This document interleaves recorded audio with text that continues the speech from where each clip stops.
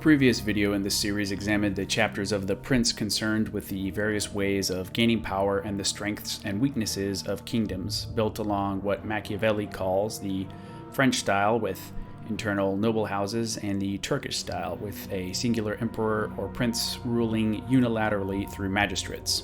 Chapter 9 of The Prince looks to the final way in which a monarch can gain power, through public support. This final method of taking power, mentioned by Machiavelli, which does not include crime, conquest, dumb luck, or remarkable ability, is to win the throne through gaining the public's backing, and then using this as leverage to gain power in a relatively bloodless manner. To gain power through internal backing in a state can be done in one of two ways, either by gaining the support and allegiance of the common people as a rogue elite, or by currying favor with the existing aristocracy. Machiavelli states that in any society you have two groups, the common folk and the aristocracy or elites. The interests of these two groups are usually divergent. The common folk are eager not to be pushed around by the nobles, while the aristocracy are eager to oppress the common folk and order them about.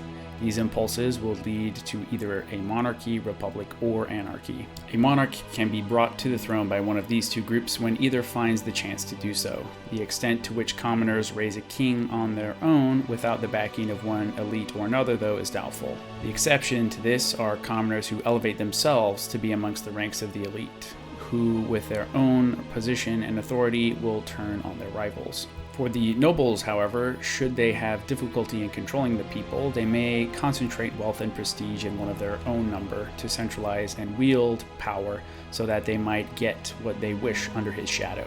A king who comes to power through the nobility will find it easier to gain power but harder to keep it.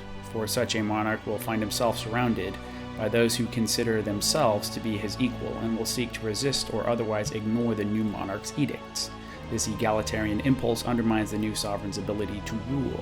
In contrast, the man who rides into power with the mass support of the common folk, according to Machiavelli, will have none or very few around him who will openly disobey. Additionally, a sovereign can't give the nobility or elites what they want without being an imposition on the common folk. The elite thirst for power, wealth, and control. The common folk wish to largely be protected but otherwise left alone. This fundamentally appears to be somewhat of a parasite and host dynamic in Machiavelli's vision. In the democratic liberal era, however, this isn't always the case, for through the power and centralized authority of the modern state, common folk can now be granted access to entitlements from the public purse. This is why many modern populist princes, be they presidents or dictators, tend to engage in left-wing economic policies to pay off the commoner support, whereas they didn't have the ability to do so in the past. The king can never be totally safe with the common folk hostile to him, for they can be whipped up by the nobility to raise arms against him to forward their own ambitions. The real danger to the crown comes through the rival nobility. Reading from Machiavelli, page 50 of The Prince, quote, "The worst a king can expect if the people turn hostile is that they will desert him. But when the nobles turn against him, he has to fear not only desertion, but a direct attack." End quote. Under an oppressive or corrupt sovereign, so long as the elite in society are happy, there will be very little buy-in from the people, who will become more detached and alienated from the state. And should he have need of the people, they are much less likely to comply in, say, fending off a foreign invasion. Many may seek egress to greener pastures if possible, and may engage in some degree of protest action. However, authentic revolutionary action without a vanguard, counter-elite, or foreign backing will almost certainly go nowhere. We see this even in our current time in North Korea, Venezuela, and Zimbabwe, just as a few examples. In each of these cases, the lives of the people have been thoroughly degraded, yet there's almost no chance of revolutionary action or popular revolt overthrowing the existing regimes. The reason being that either international powers cannot credibly interfere, as with North Korea, or otherwise they do not have an interest in regime change provided they can extract what they want from the country, as in Zimbabwe. All internal elites within these societies are vested in the system, as corrupt and deleterious as it is. Should the fortunes of the state fall, so too shall the fortunes of those who control it and benefit from it. However, should the rice bowls of the societal elite be smashed, that's when the prince must fear for his throne.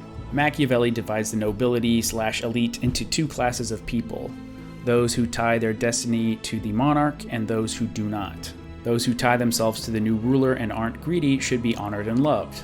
Those who don't are either anxious men, naturally lacking in character, in which case the ruler should better make use of them, particularly those with good advice or service to offer. However, if they're hanging back out of calculation and ambition, that's a clear sign they're looking out for their own interest above and beyond those of the sovereign. This group require close surveillance and need to be guarded against, for it is this sort who will work to bring down the monarch should they see it in their benefit to do so. From The Prince, page 51, quote, "A man who becomes king with the support of the people then must keep those people on his side. This is easy enough since all they want is to be free from oppression. But the man who becomes king against the will of the majority and the support of wealthy nobles must make it an absolute priority to win over the affection of the common people. This will be easy if he takes them under his protection. When people are treated well by someone they thought was hostile, they will respond with even greater loyalty. They'll go over to his side at once and be even more devoted than if he had taken power with their support." End quote. The reason why the ruler needs at least some significant public support isn't because the will of the people matters so much in conducting the affairs of state. It's because if things get tough, he needs to be able to call the people to action and defend the status quo out of loyalty to him, and also because they believe that life under the ruler is superior to the incoming alternative. As a historic example of this, Machiavelli gives the king of Sparta, Nabis, who was besieged by both Greek and Roman forces, yet was able to hold out against the superior armies. Machiavelli argues that this was possible due to the fact that he only had to deal with but a few internal enemies and had the authority over and respect from the public to command their action. In response to the proverb, "The man who builds his house on the people is building on mud," Machiavelli answers that this is true if it's a private citizen doing the building and imagining the people will come to rescue him when he's in trouble. From page 52 of The Prince, quote, "Men like this usually find themselves let down, as did the Gracchi brothers in Rome and Giorgio Scali in Florence. But when it's a king building on the people, and when he's a man of spirit who knows how to lead and doesn't panic when things get tough, a man who takes the right precautions and whose personality and style of government keeps everyone in a positive state of mind, then the people will never let him down, and time will show what solid foundations he has laid." End quote. What Machiavelli is describing is the natural aristocrat, whether of royal bloodline or no. The extraordinary man with the gift of command, charisma, and benevolence who can inspire the people into action. However, such a man is most at risk when transitioning from publicly supported leadership to absolute rule. At this point, he'll either be commanding directly himself or else be utilizing magistrates to rule through proxy. If ruling by proxy, he'll be exposed to greater risk and need to rely on the goodwill of the magistrates or administrators. The only effective way to deal with this, according to Machiavelli, is to make sure that the magistrates are in fact loyal and selected by him. Otherwise, he needs to organize the state before making an attempt on absolute power by engineering things in such a way that the citizens need both him and his government. When assessing the strength of a state in Chapter 10, Machiavelli is rather brief and is mostly concerned with the prince's armed forces. The relevance of this chapter is a little more dubious in modern times, yet it shall nonetheless be summarized here for the sake of thoroughness. Machiavelli classifies the strong state as that in which the ruler has the resources and strength of arms to resist foreign incursions into his own territory. He is independently able to guarantee the security of his realm without foreign intervention. The weak state can maybe encourage the people to fortify and defend their towns, but needs to rely on outside help in order to secure the realm. As a middle case to this, he cites the German cities of his time, which functioned essentially as independent states without vast lands or tremendous riches. On paper, they were subjects of the Holy Roman Emperor, but in reality, they did as they wished and obeyed him largely when it suited them to do so, according to Machiavelli. A German principality wasn't exactly the mighty Kingdom of France or the Ottoman Empire. However, the status of the German princes remained secure because they had the loyalty of their townsfolk, along with well-organized and continuously trained militia. Additionally, they warehoused food, drink, and firewood to last a year, were fortified with artillery, walls, moats, and would also stock a year's worth of materials for whatever trades were the lifeblood of the city.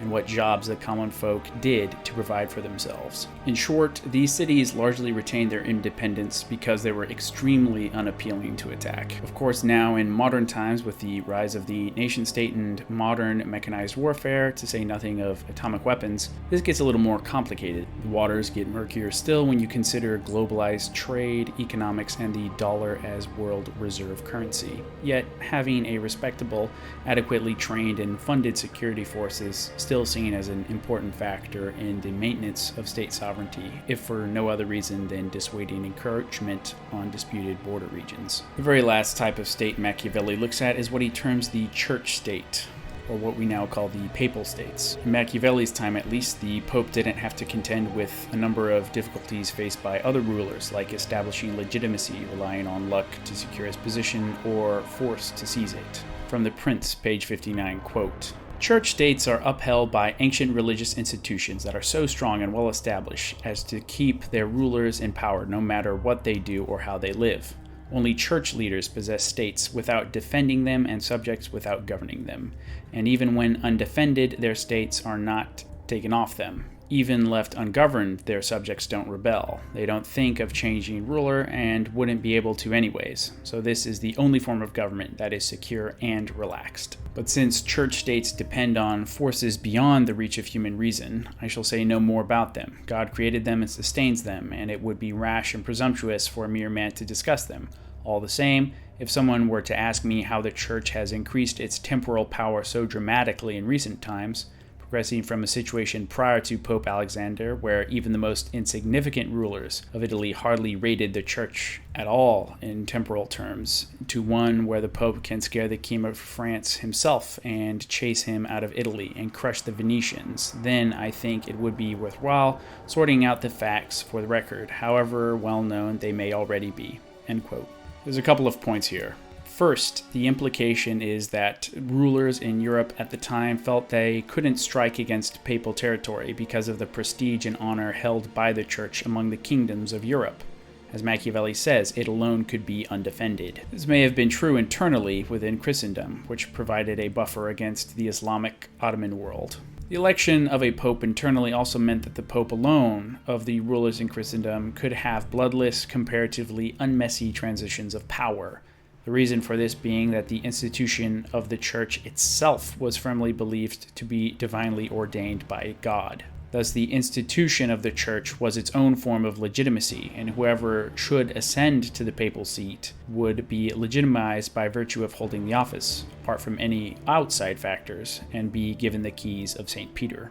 In the post-revolutionary era, however, this spiritual prestige held by the church would be minimized somewhat by the secularizing force of modernity, culminating in the Italian nationalist unification of Italy under Garibaldi, a staunch anti-clericalist, and finally, after Garibaldi, with the successful invasion of the papal territories in 1870 and the seizure of Rome. Catholicism, for the first time since the Protestant Reformation, had new religions to contend with in its own sphere, those of liberalism and nationalism.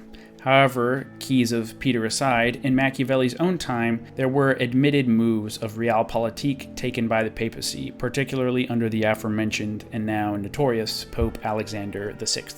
Prior to his papacy, the popes had been unable to overcome the two separate noble factions of Rome, the Colonnas and Orsinis. Before Alexander, popes had been able to put down one or the other of these Roman factions, but not both at once. With the putting down of them both, Pope Alexander had a free hand to exercise power as he wished, and did so with force of arms and drastically increasing the financial power of the papacy through the sale of church benefices and indulgences. Alexander was also able to use his aforementioned son, Cesare Borgia, as a proxy to expand papal lands. After both he and his son died, the new incoming Pope Julius inherited and kept all the gains made by his predecessor, and kept the Orsinis and Colonna factions in the same degraded state he found them in. This put the Orsinis and the Colonna in a difficult position vis-a-vis the papacy. Machiavelli ends his chapter on church states thus. From The Prince, pages 61 to 62, quote, Though one or two of their leaders tried to change things, two obstacles held them back. The first was the church's power, which unnerved them, and the second was the fact that they had no cardinals. Cardinals are always cause of internal division. When they have their own cardinals, these factions are never quiet, because the cardinals feed party animosity both inside and outside Rome, and the barons are forced to come to their party's defense. So it's the ambition of the cardinals that prompts hostility and conflict among the barons. On Pope Julius's death, His Holiness Pope Leo found the papacy in an extremely strong position, and it is to be hoped that while his predecessors made the church great by armed force, he can make it even greater and more praiseworthy thanks to his goodness and many, many other virtues. This has been Mr. Patriarch. If you've enjoyed this video, the best thing you can do to help me out is subscribe if you haven't already, like, comment, and share with somebody who you think will benefit from this material. I have also started a channel on Odyssey, which functions as a backup to this channel. If you're partial to alternative tech, or if this channel ever gets nuked, seek me out there. The link to it is in the show notes. I look forward to seeing you again soon in our next examination of The Prince, where Machiavelli details military matters. Patriarch, out.